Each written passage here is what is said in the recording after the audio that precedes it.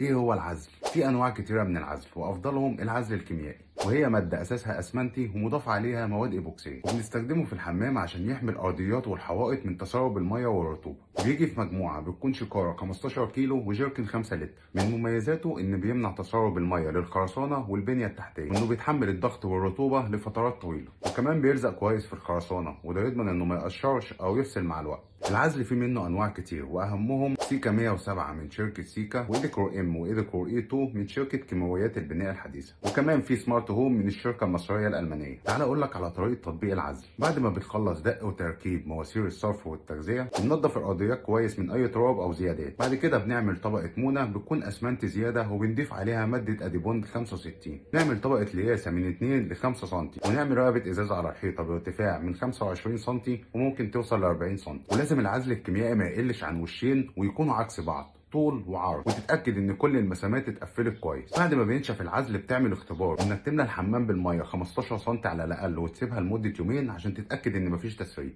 ما تنساش تعمل لي لايك وفولو، ولو عندك سؤال اكتبه في كومنت.